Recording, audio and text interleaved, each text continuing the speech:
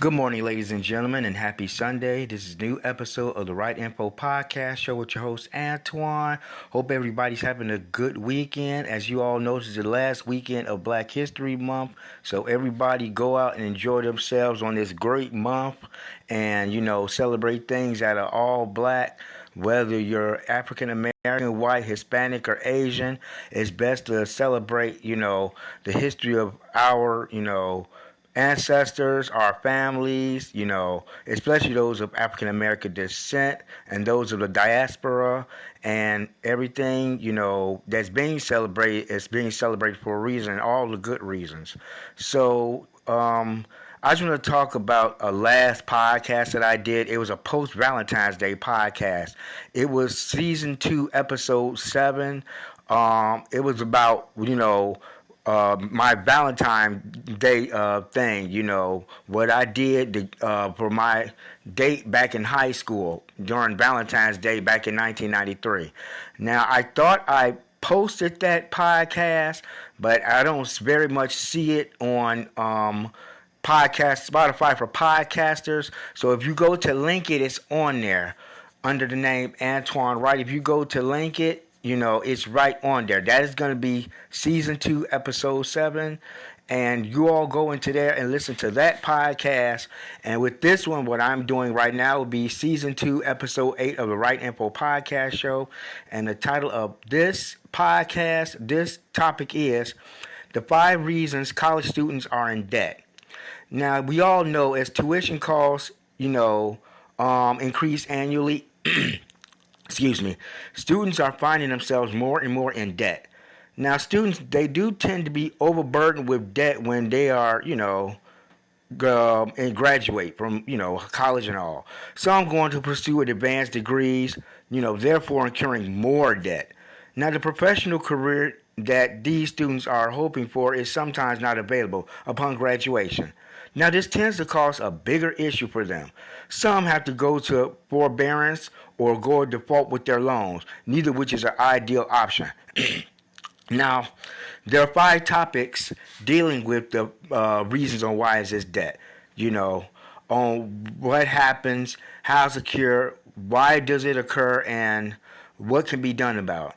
Now, first reason number 1 is not being prepared. Now, college students go into debt primarily because they are unprepared for college. Now, some don't like the, idea or take the initiative prior to high school graduation to apply for college, scholarships, which they don't have to pay back. Most will wait until the last minute and are forced to apply for student loans to cover their college expenses. Additionally, some students don't do their research to learn what type of grants the school offers and the deadlines associated with those grants. Most school boards, also have specific scholarships that most students don't, they don't look into. They just see what they find. They just see the first thing they get their hands on and just, get it. Now, how do you do that? They see a scholarship that's a lot expensive, they go for it, and that's good. But as far as taking out a student loan, well, student loans is another topic I'll probably discuss in a later podcast. They'll take out a student loan, and later on down the line, they won't be able to pay it because they've accrued so much debt. They don't have the money or probably the time to pay that, pay that loan or whatever. So, and it's just sad, and something has to be done about that. Now, student loans debts are being canceled, but more has to be done in order to cancel. Over 150,000 is being canceled recently, but I feel that more has to be done. Now, the second portion of student, college debt, student college debt. It's the same thing. I was just rephrasing it. It's peer pressure. Now, college students, they get into trouble financially when they succumb to, peer pressure. Some will try to live up to the expectations of their peers by going on buy expensive things or going out to dinner or going out to parties and, hang with groups, they feel that they're doing better than them. They'll use examples like credit cards and all that stuff. to buy the most expensive things that they are, unable to afford or unable to afford. They'll try to see if they can afford it, but later on down the line they can't. So this will only, increase their debt considerably, and that's sad. That's absolutely sad. Now the third point is choosing the best loan. Now, it may not be wise. It may not be a wise decision to take out student loans that have to be repaid, down the line. However, in some cases, this is unavoidable. Loans from private lenders are risky. Try not to borrow more than you can afford. In other words, try not to bite off more than you can chew, because otherwise, you're not going to be able to, have tolerate that full stomach later on in life when you have to pay those loans back. Now, it's best to, seek a private loan that have lower interest rates. Most loans usually carry high interest rates and they really don't offer, the protection that you need, in order to pay it off. And most of these borrowers have fewer payment options.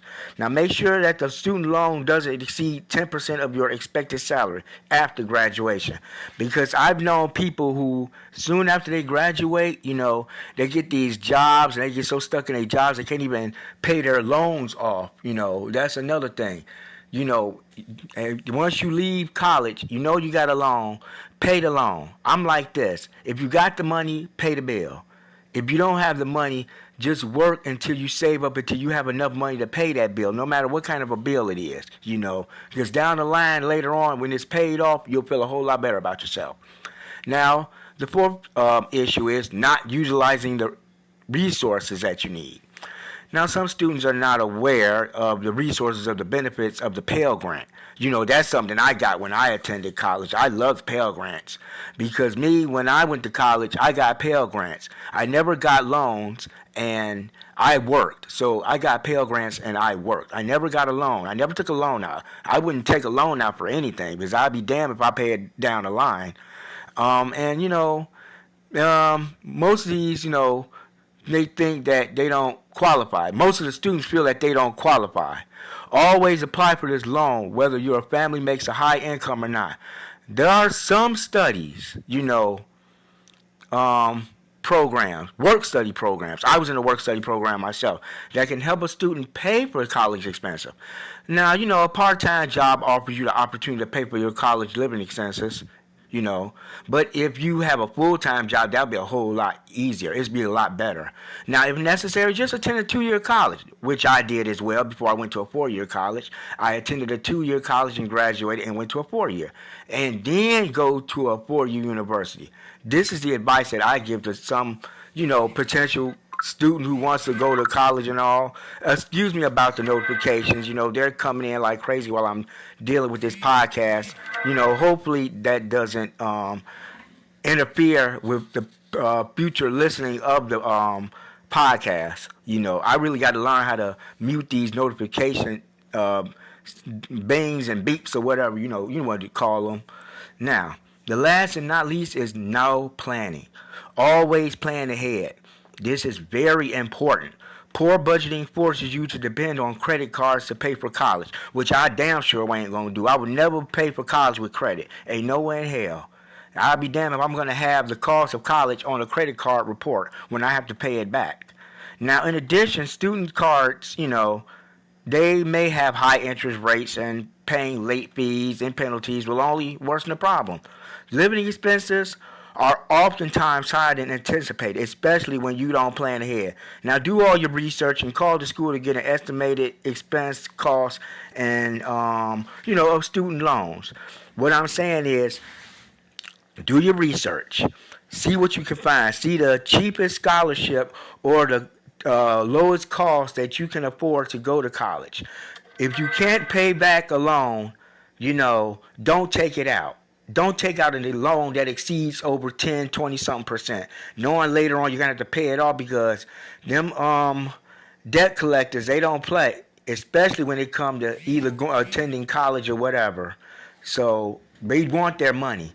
Don't bite off more than you can chew, like I said earlier, when it comes to taking out loans or whatever. Because later on down the line in the future, you're going to have to wind up paying that back. Otherwise, you're going to go into, a financial default that you can't seem to get yourself out of. And I learned my lesson. Like I said, I never took out a student loan.